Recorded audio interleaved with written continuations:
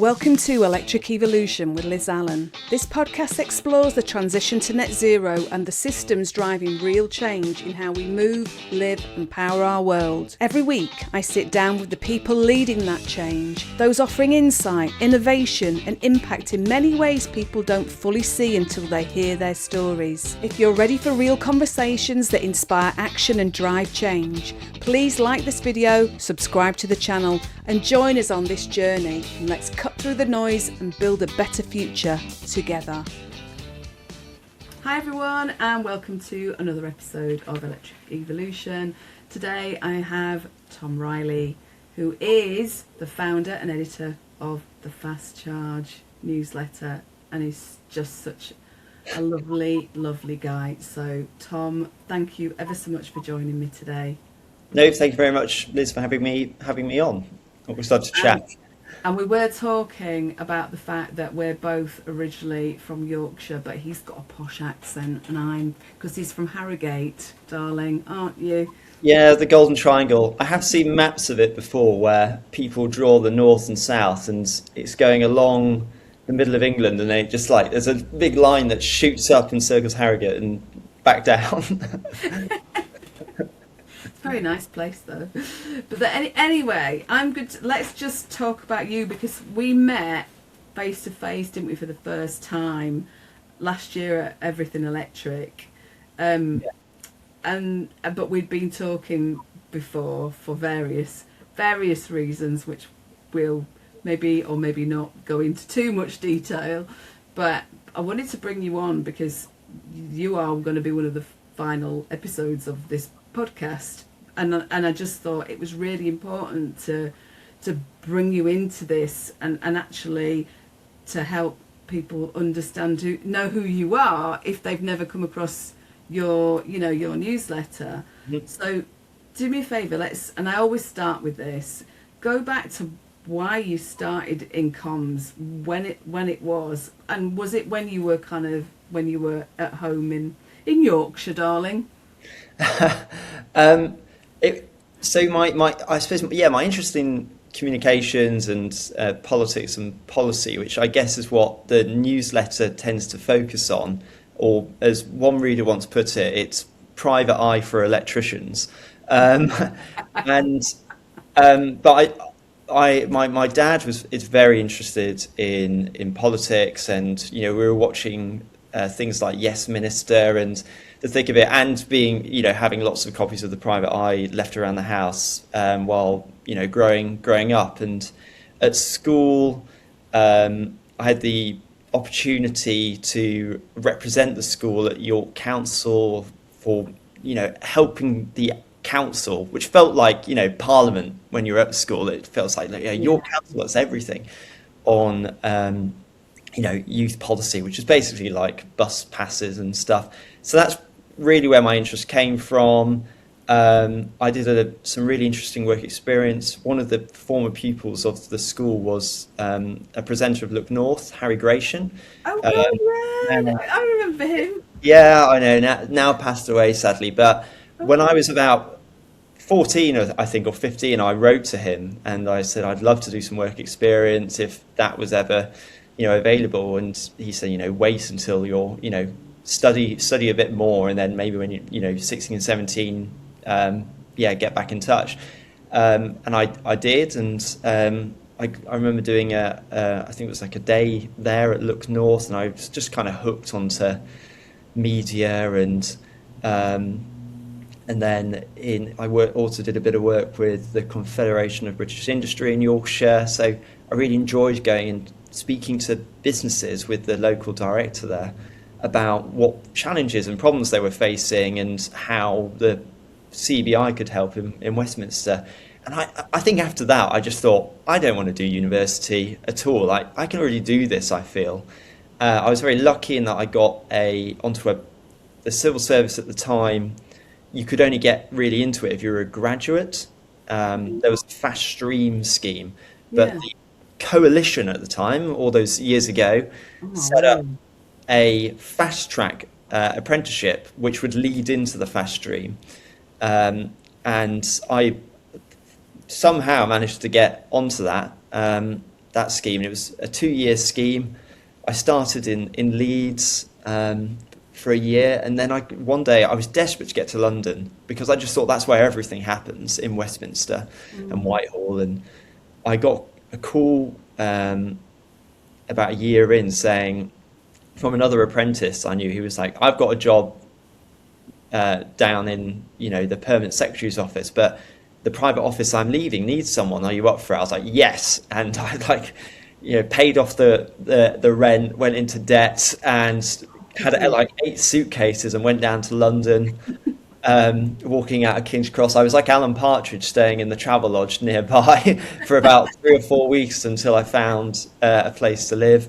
And then, I got into, after that, I entered, I suppose, comms in HMRC. I know tax is not sexy, and it isn't sexy at all, but everyone talks about it. Everyone has an opinion on it. So actually, from a comms point of view, it's one of the most interesting places to be. And I was very fortunate in some of the initiatives I got to be involved in, like, making tax digital. That was first launching when I started, and it's only really happening this week. It's really going to be rolling out to everyone, which is really mad to think of.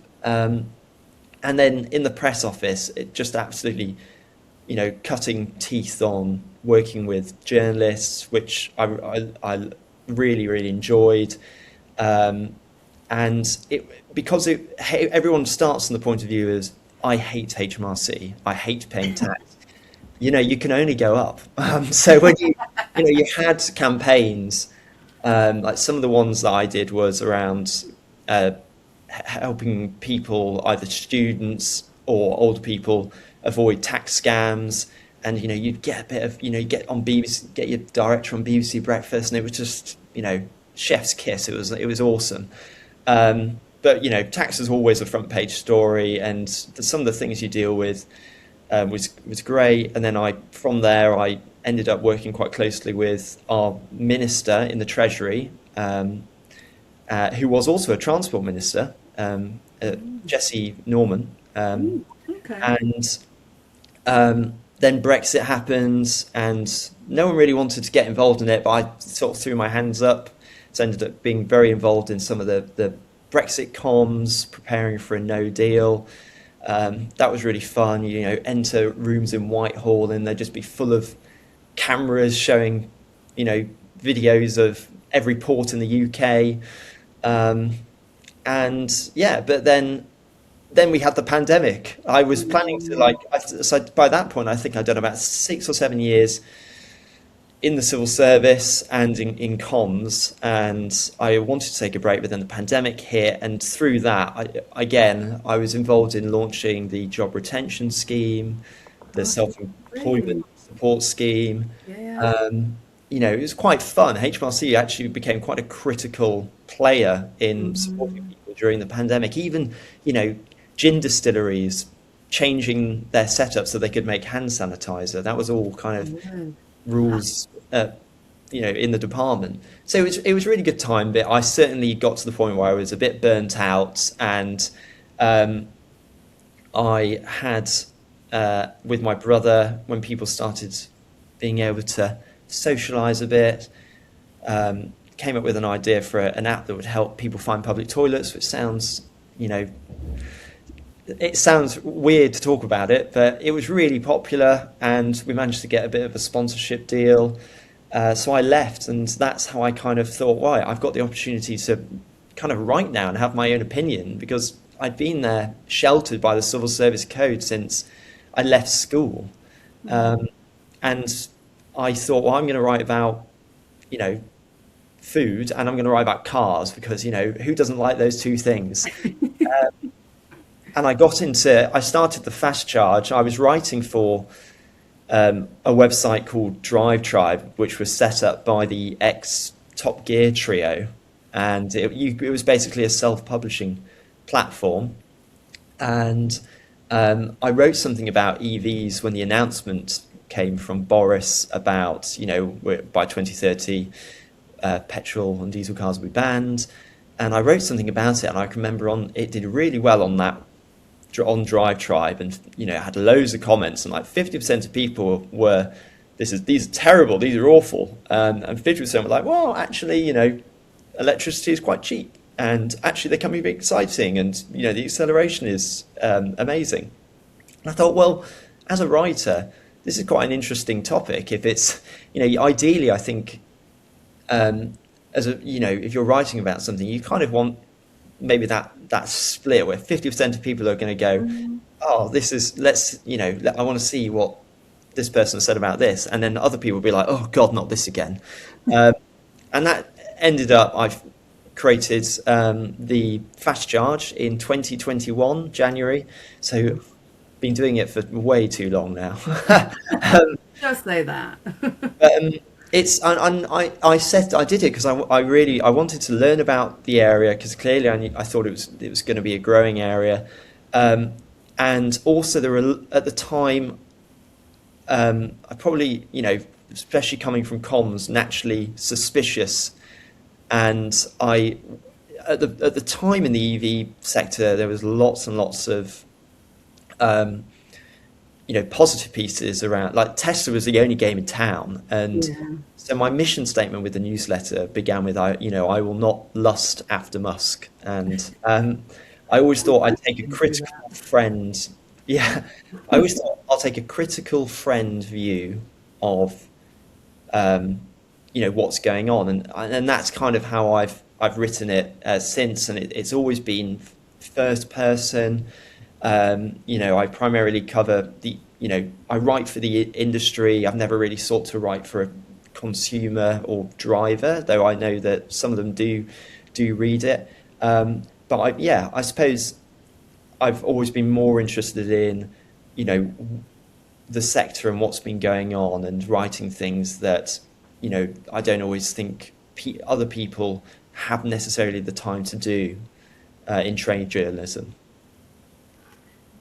But you also write about sometimes quite tricky subjects, don't you? Those kind of interesting but potentially tricky ones. Which ones have stayed with you the most? Which ones have kind of made you think, "Ooh, crikey, that was an interesting one. That'll be an eye opener to people," or has it all been like that? I think it comes in. I think the stories kind of come in waves. There are some where I did take a hiatus from my newsletter for my health. I was very much out of the blue, diagnosed with a brain tumor. When I had started the newsletter, I ended up working in a private PR consultancy, a couple of private PR consultancies, and it was like a Friday morning or something when I was working there, and I collapsed out of the blue and got this diagnosis, which was really shocking. And but it kind of gave me. I suddenly had my license taken away after that, and I had all this treatment ahead of me. But it also gave me a very different perspective on driving. And I think one of the things I did to keep myself sane in that time was, thinking about what it's like to be disabled or be unable to drive, but need to be able to drive. And especially in some of the, I've known for a while that maybe the accessibility of public charge points can be really tricky area. And I spent a lot of time hunting around in various Facebook groups and talking to people who were, disabled and really, wheelchair bound, but having to try and navigate a public network because, they'd got an EV thinking it was all going to be fine. And actually it's a lot tricky. And the comparisons between, they turn up at a petrol station and there's always someone there to help them. Whereas when you turn up at a charge point, obviously it's kind of a DIY situation. And I wrote something around that, and where accessibility, I can't remember the number, is it? It's like PAS Yeah, six pounds six eight oh one one eight 99. eight Yeah, or yeah. but I so that was actually interesting because I kind of thought it was bad, but I didn't really realize how important it was until Mm, talking to other people. mm, And mm, those are always where I find that the most, emotional and quite shocking stories can come from is from hearing people and hearing people's own views. And yeah, there have certainly with my health, I decided to leave consultancy and take it full time, give it a go, which has been interesting. yeah, But certainly over the last year, I like to think that I've had more time to delve into areas that I probably even before wouldn't have really gone into, um, and yeah, and I think I've always tried to give maybe go after things that not that I think are wrong, but things that clearly others think are wrong, or I don't like. I've never ever liked you know bullies, and there is actually a lot of really bad behaviour amongst some of the figures in the EV sector, and sometimes there's equally way more great people and lovely people and who are all moving things in the same direction. But as ever with new areas, you always get the kind of like cowboys coming along, and um, yeah. I think again, as I said, I've always been kind of maybe naturally quite suspicious of people. Like we had this thing at HMRC was this line which was always, if it sounds too good to be true, it probably is. Yeah. And I actually think that kind of works very well when you're certainly like either looking at people or businesses. um, so yeah. That's usually what I say to my son. You Yeah. know, if something's too good to be true, then just dig into it to make sure, because it probably isn't. Do you know what? There's a couple of things I wanted to kind of go back to. One of them is you've just highlighted the biggest thing to me from what I'm hearing from you is that yours is about injustice. Which is for me. I am the same. It's kind of that injustice. But when you said about the cowboys and people coming in, it's a bit like people just recognizing where they can make a quick buck, and that kind of thing. Would I be on the right lines with how you feel?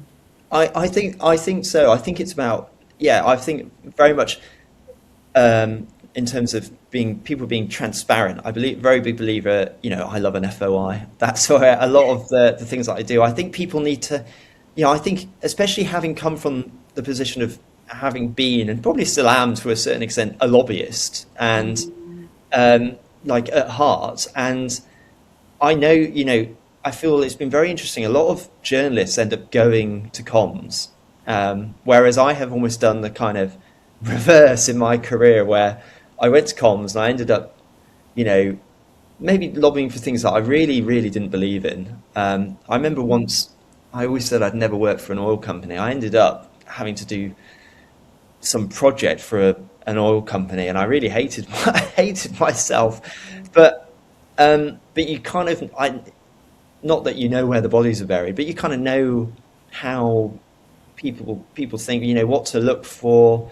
Um, One of the things that I think everyone should learn is how to, read company accounts. We've got all this information out there, but yeah. it probably makes me sound very. This all probably makes me sound very cynical, but I do like the newsletter to kind of, I think, focus on what's going really well and what's good, where they're like genuine people, like people are trying to innovate. I think that that's great, and I love hearing about new innovations that are kind of coming along. And I've always say to people, and like, if you come and talk, like drop into my inbox or tell me about something that they've seen or you've seen, because that's how the problems which exist in this sector particularly are solved. But yeah, there are, sadly, that as in probably every industry, there are always people that try and take advantage. And yeah, I suppose maybe I see the newsletter a bit as that kind of vigilante. um, but Cool. yeah, But I mean, it's if you think about it, um, the the whole of the sector, this is about getting to net zero, isn't it? Or to decarbonize. And and yes, it's like anything, people do want to make money out of things. You're running a business. I've been running businesses and stuff, but it's how far people go in that, and whether it's the right thing. And it's I think you're quite you're really good. You give people an opportunity to kind of give their own feedback on your stories, but whether they choose to take you up on that ability to do that. And we know, what I'm talking about, because that's how I suppose really that's how me and you got talking in the first place. I'd been signed up to your newsletter for some time, but then something kind of came across my path that I needed to share with you, didn't I? Which we can't go into on here, but it is people taking advantage of the fact that we are trying to do something positive, and there's always going to be people who are just creaming money out, aren't there? Really? yeah, and yeah, there is, and I think doing this, if I can call it a role, um, it I publish every week. I only have so much resource. I'm a one man band. Doing it full time is a lot of, it's been a lot of sacrifice, as well as it's been very good in some ways, given where my health was, to help recover. And obviously get, in terms of the things I do get a lot of tips. And I think often it's people who have, you know it's a loss of PR, and it's not interesting. It's not for me. But yeah, so I know that when we spoke, and there's been lots of situations like that where I've suddenly had to kind of take, I think, quite some big risks with the publication, but for hopefully helping other people. And it's in that particular uh, story that I think we're kind of circling around. That was quite a big risk. I was really worried about it, but I wanted to do it because um, it was the right thing to do. And the people impacted by this business It needed was to a have bit their like voices. a tsunami, wasn't it? Where Yeah, and it just kept coming, really. exactly. So, but yeah, that's it's probably the extent to We which can't, yeah, we can't go into detail, but there is something I want to go back to that you kind of skirted around a bit, which I think is really bloody important to talk about. You had a brain tumor. That's why you collapsed, didn't you? Let's just talk about that, because your health is, they say your health is your wealth, don't they? Mm. And then all of it, how long ago, when was the diagnosis? Because I remember I think I even messaged you. I think I messaged you and I went, oh my god, I hope you're okay, at the time. But how long ago is it since you got that diagnosis? It is 2 years basically this week. So Wow. yeah, I have to think about. Yeah, I don't like kind of the like No, that. no, I get you. But no, it was very much out of the blue. I think, especially when it comes to the brain, most of the um, discoveries are actually by accident. I suppose some cancers, which is what a brain tumor is, it's cancer at the end of the day. And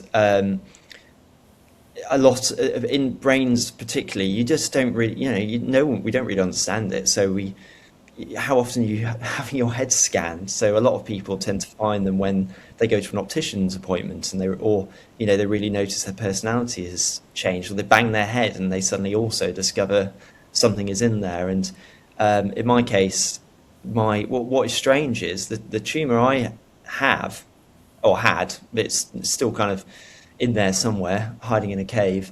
It'd been there for years and years and years. It was been in there so long it would calcified. It could have even been there for like 10 years, which is. So was it benign? Was it what they call benign, or was it still? Because I was listening to. I said to you, didn't I, before we started recording? I listened to a podcast with Davina McCall, and I didn't realise it was like 12 months old, and it was where she was being interviewed by flipping heck, Stephen Bartlett. I nearly lost it then, but she was in. So it was her podcast, and they did a role swap. Her talking about her benign tumour. So was yours benign, or was it active, or I know about a lot of cancers, but I don't necessarily know as much about brain tumours. So mine isn't benign. It's got its jogging trousers on. But it's a lot of the thing with the brain is once you have the tumour is in your head. So mine is a glioma, and I'm very, very fortunate because there are different scales. Sadly, the most common brain tumour, a glioblastoma, it can grow very, very quickly, and the prognosis is very poor. The one that I have responds extremely well to treatment, which I've had, and I think maybe because of I say more my age rather than my health. But you're not very old, are you? How old are you? 31. I was 20, so I was 29 when it happened. But I managed to tolerate a lot of the treatment very well. And it is really the chemotherapy especially is really tough. The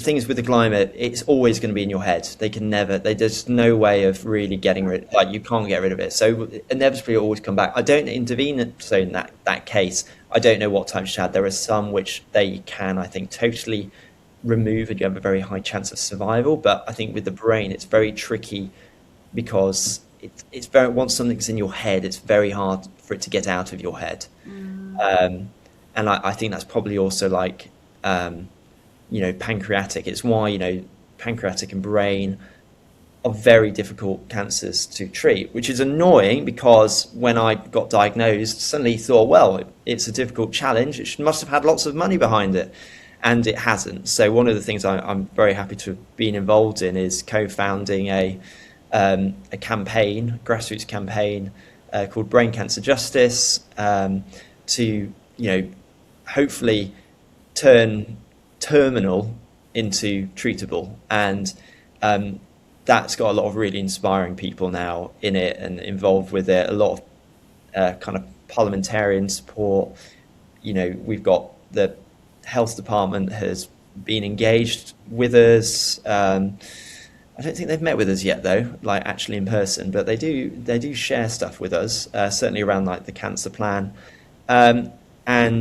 Yeah, it's good that people like Davina are going on those things and talking about it more, because it is an area that needs a lot of help, and sadly it is a cancer that kills the most. More people die from that cancer under the age of 40 than any other. Jeez. It really impacts children. I remember when we were putting a lot of the website and stuff together for that campaign, and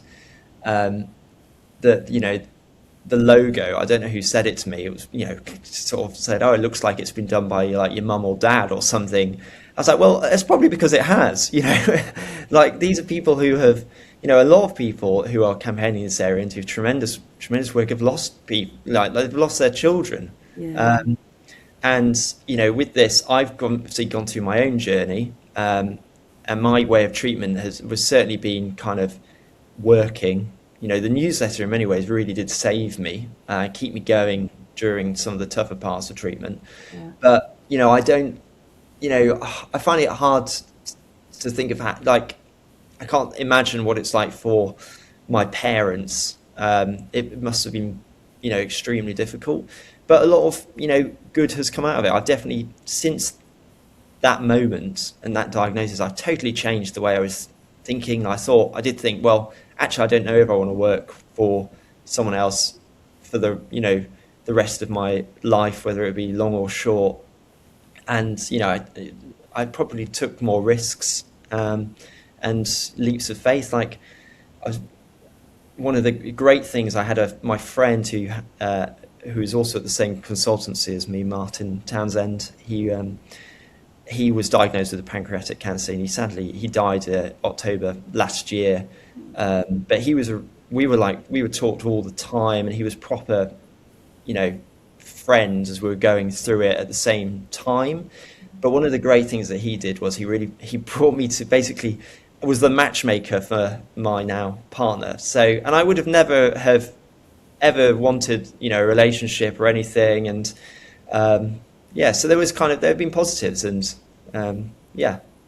it's been, in many ways, there are lots of silver lining. I think I'd like to think I'm quite optimistic, and there's been a lot of silver linings, and because of that campaign as well, and a lot of great other work by some of the charities, it is getting, we're on the probably the first or second step. There's a big staircase to go, but progress is happening. The wheel is slowly turning.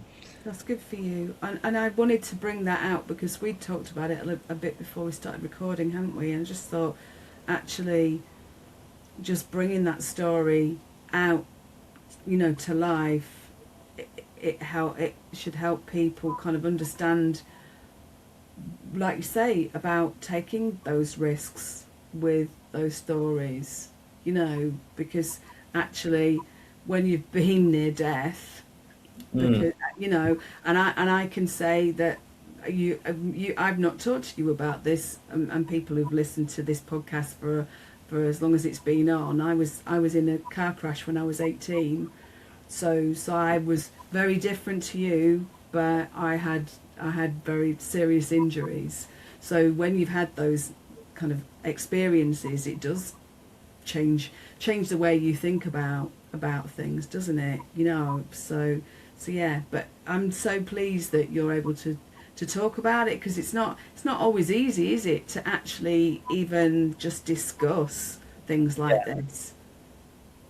Yeah, no, it is difficult, and a lot of people find it too much. And I won't lie, like there are times where I find it a lot, and certainly I think my parents and my partner probably find it a lot sometimes. And I tend to joke quite a lot. I have quite dark sense of humour, and I can't make. Sometimes I'll make poor jokes in front of my partner, like, oh, 20, like, oh, the mortgage is 25 years. That'll be on you. Yeah. Oh, bless you. But I think you can only, if you just thought about it all the time, you'd never move forward. And actually, you do only, I know people may believe differently, but I tend to think that you're probably only going through this road, once. It's kind of one way, and there's no point kind of, thinking about where you've just driven past, to be honest. You can only really look forward, left and right, maybe. Yeah. Oh, I'm getting emotional now just listening to you. Bloody hell. No, you're right. You're absolutely right. Because, lots of people live in the past, don't they, and go, what if? But actually, you make life what you can. But we're going to get really deep now, aren't we? Yeah. Oh, my God. Motors and... Oh, my goodness. Let's go. Do you know what? I think I want to bring up something that I'm going to change tack here. I want to bring something up that you said before we started recording, because it made me smile, and I think we need this at this point in time.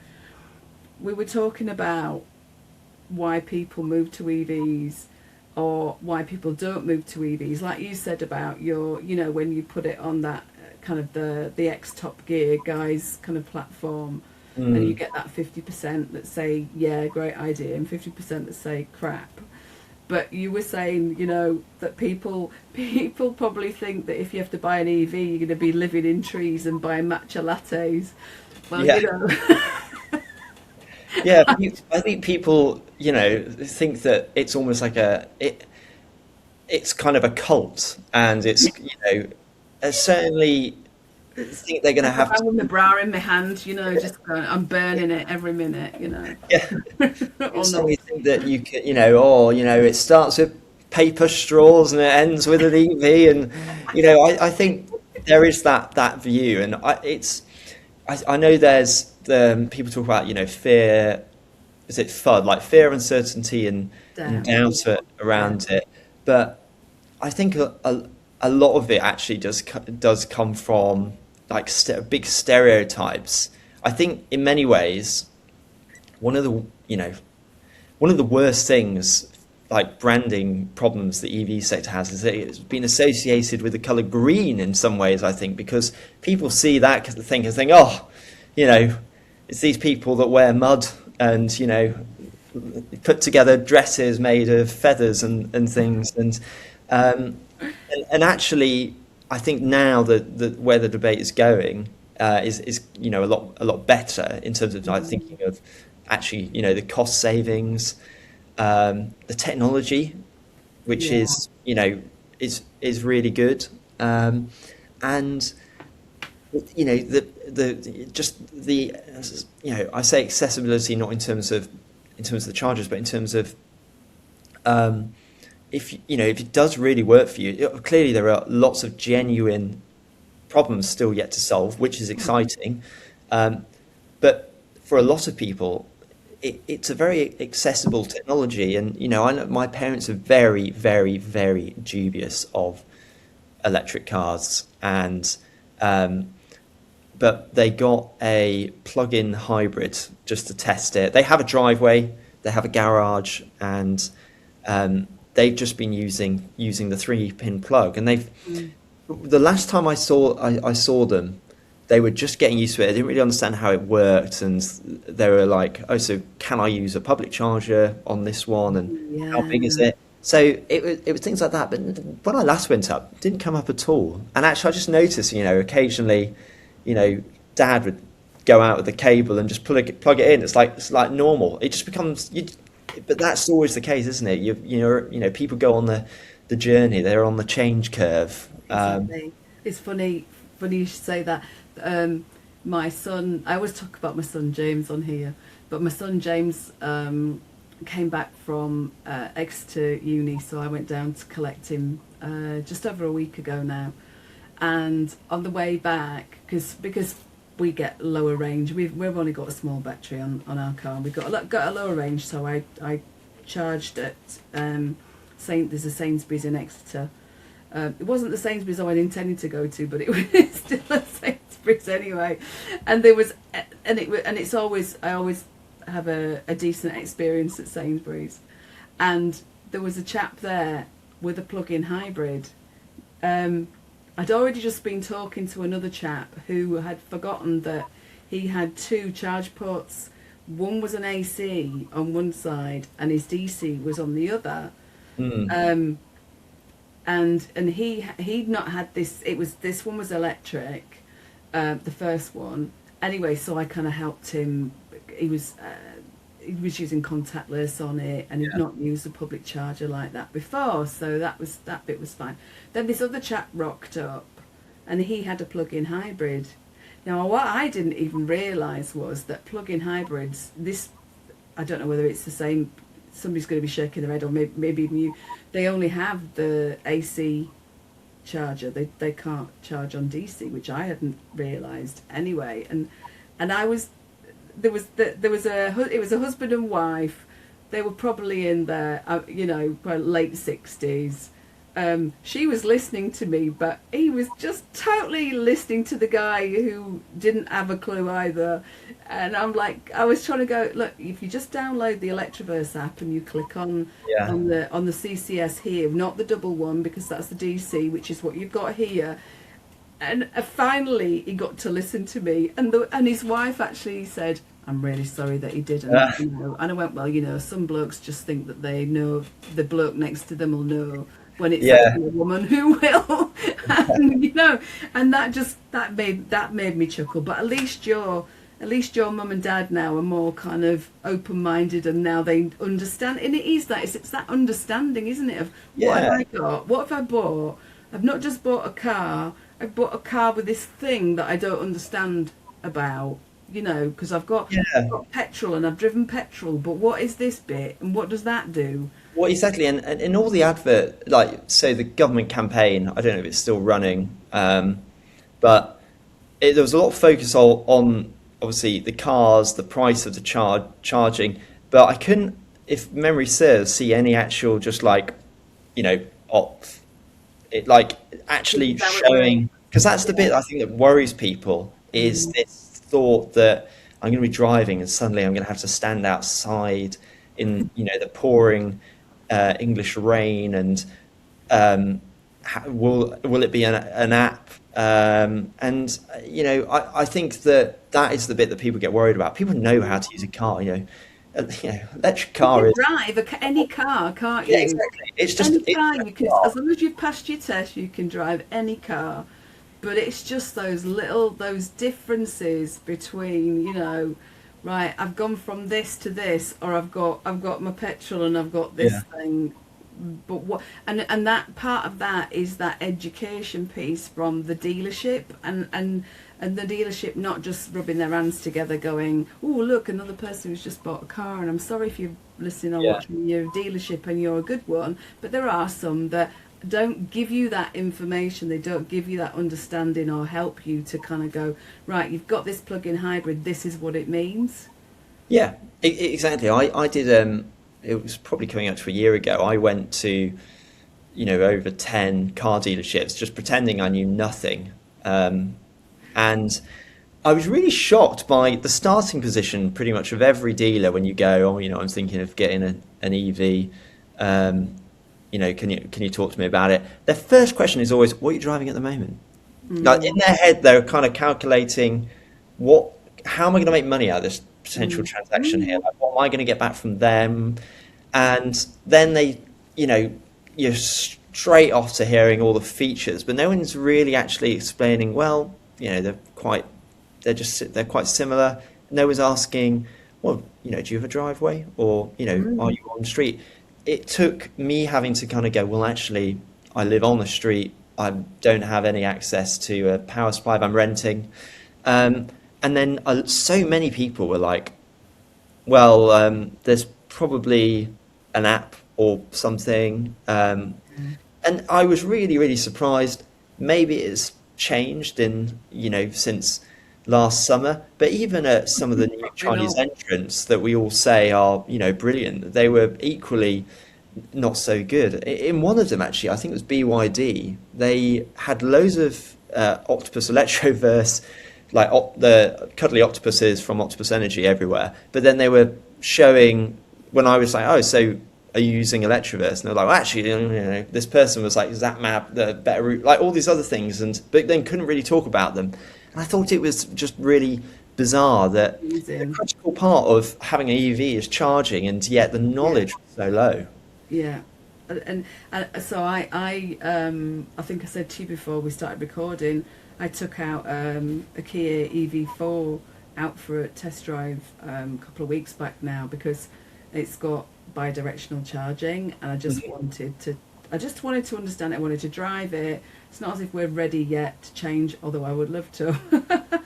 Not because I don't like our car, it's just that I just love to change. But you know, took it out, and the guy didn't really. No, he was good, but he didn't know as much as maybe myself, because I've talked to so many people. Do you know Yeah, what I mean? You know, and you do your research, but not everybody knows to do the research. You've got to have had one for a bit to actually know how it runs, to be able to go to the next dealership and go, these are the questions.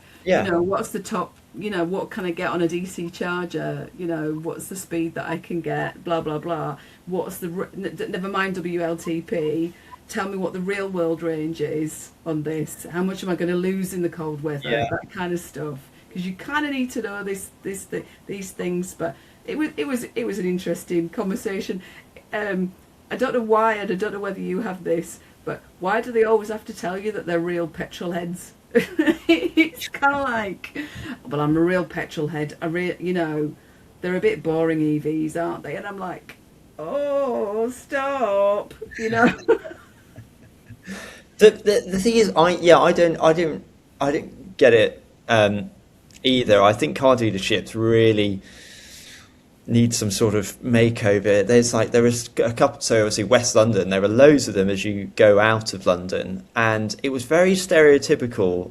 In like, I'd enter a dealership, there'd be a young woman on the front reception, and then suddenly it was like, you need to go and speak to Mr. Big, who's wearing a suit and tie. But hang on, he's just finishing up talking about his swing at the weekends, how he got par 3 on a yeah, and it just feels a little bit old fashioned. Sit over here and have your little cup of coffee, doesn't know whether it's a flat white or a latte, and I just think it could be so much better. That's why actually I think events like Everything Electric or the Fully Charged shows, those are the sort of, when I was still learning about this and trying to write about it at the same time, those were so helpful, because the minute you just get in one, or you see someone putting a charger in, actually you get it's suddenly like all of your fears go. And I'm sure that when these dealerships do take people out in the cars, they get that sense of, oh yeah, actually it's pretty normal. But certainly dealerships as a business is so strange to me. It's kind of like they're stuck in the past in a way, isn't it? In some of them, do you know what I mean? It's kind of just. I'd love to see what the dealerships of the future were like, if they were a thing. I know people shop online, when you can kind of do your car builder, like from scratch and stuff like that. But for me, I like to go in. I want to test drive a vehicle. I can't quite buy it off the shelf. That's not how it works for me, because that's how my brain works. But yeah, it's interesting. It'd be interesting to see how it how it kind of moves forwards. But would you say that, because I said to you before we started recording, didn't I, that with regards to the narrative around EVs and the sentiment and the negative, we kind of had negative, and then it started becoming positive sentiment, and then it started becoming negative again when that orange man came in last year in America, and I don't like saying his name, but do you know what I mean? How do you feel that's kind of it? Do you feel the same, that it's become negative again, and it's all a little bit, the comms that comes out is negative with it, and then you have to try and squash it again? How's it all? How do you feel it's going? I think globally, obviously all the pullback in the EU and in the US, obviously if you're a business, that's not a good indicator. From a consumer point of view, Trump going mad and causing this huge oil crisis is causing probably a lot of people to think, well, actually, I'm going to think, this isn't the first time in the last 5 years where my petrol is going to be spiking, or my home energy is going to be going crazy. And I think we've never really got away from the cost of living crisis. It's just like cost of living life, and in a perverse way, people will probably start maybe more going over to thinking of their costs. And actually, the industry has done, I think, a good job of getting that narrative out there more around cost, and away from the kind of, the tree hugging machelata style approach, which is probably what's needed to persuade a vast chunk of the country. Obviously, there are still challenges, and obviously we hear a lot about those challenges from people, and we will continue to from the people that don't want this to happen. But I think all these manufacturers, obviously, they've clearly a lot of them have been slower, and I do think they deserve some sympathy. I think you're already in this game, and then you're having to switch your entire process is hard. I can understand why they so aggressively lobby for it to be slower. If you compare it to a Chinese entrant that has only ever made like EVs and is being backed by a huge state, like I think they sometimes we can be too critical of car makers. They at least do employ people over here, and but sometimes I think they get it wrong, and I think I've been surprised that sometimes the charging industry hasn't maybe really been taken that same approach. I think sometimes maybe the charging industry has been a bit laid back, obviously talked about what it's doing, but only really in the weekend. Actually, there was quite a bitey article, I think, from the charging network saying that they were going to just pull out. And clearly we're seeing it with these charging networks that are starting to merge and consolidate. Yeah. So hopefully that kind of they need to do that, because otherwise, if you're not in the debate, you're not influencing the direction. But it's compared to when I started writing the newsletter and where everything was. I think it's a damn sight better than how it used to be. To be honest, but there is still a long way to go. And as I say, things like people who don't have driveways, that's still a tricky conundrum to be solved. Obviously, everyone talks about lampposts, but they're good, but they certainly are not perfect. So yeah, but I'm hopeful, and I was it going to always say, brings interesting stories. yeah, and like there's so many different use cases, aren't there, for different kind of methods of charging and needs for people.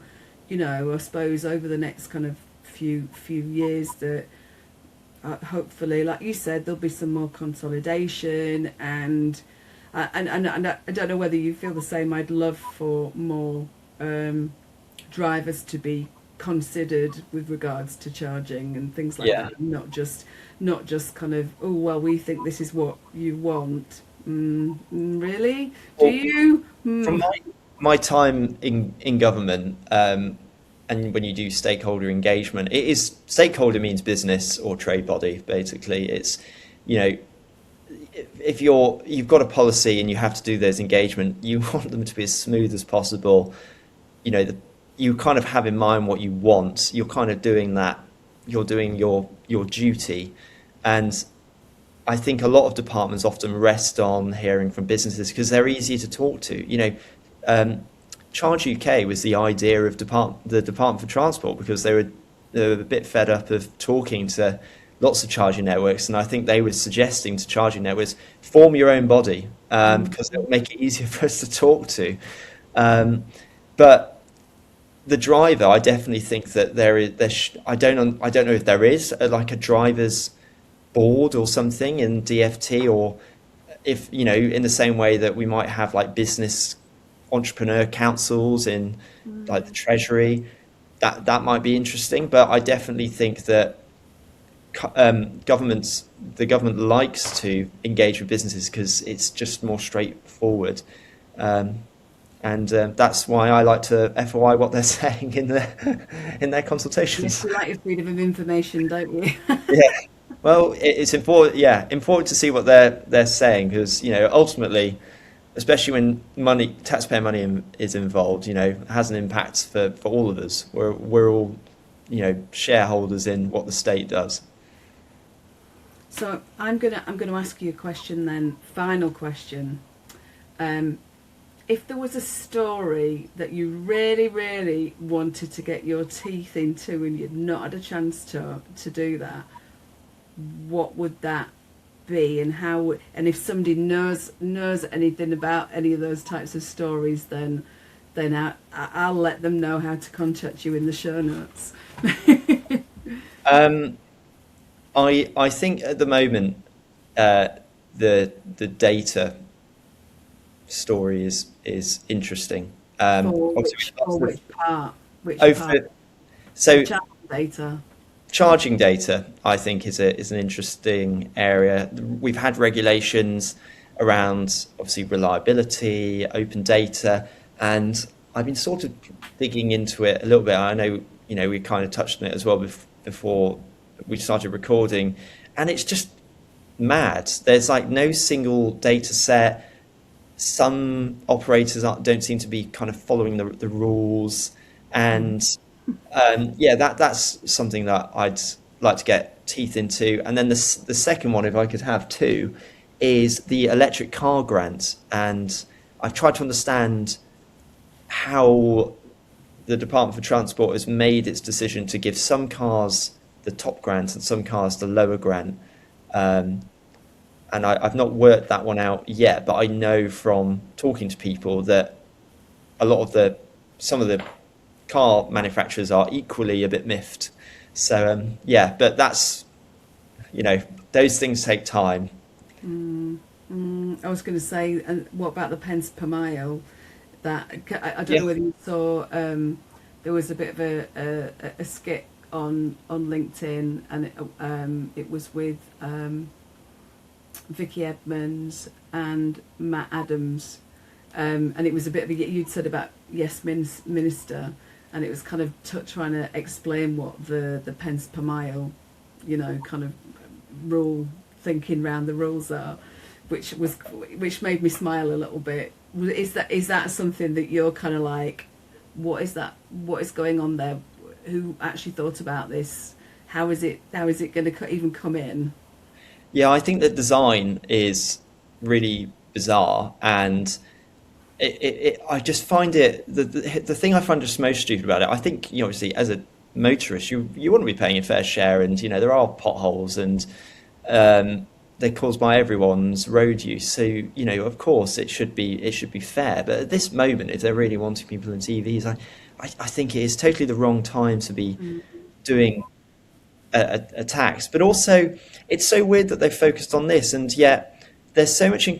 I made this point at a panel recently that AI is meant to be taking all these jobs, and if we've got less people in jobs, we've got less people contributing a huge amount of money to the tax system, and yet there has been no debate about actually should we be thinking about the tax implications coming from artificial intelligence, but we're not. We're instead someone at the Treasury so boring just went, oh well, let's just replace fuel duty with an electric one. Like, it's so dweebish. There's some really clever people in Treasury and in HMRC, and I just feel like they've almost had the opportunity to do something interesting and to try and find money from somewhere else, and they've just gone, no, just do that one, but paint it in green,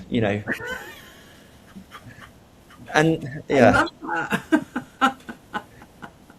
Oh my god!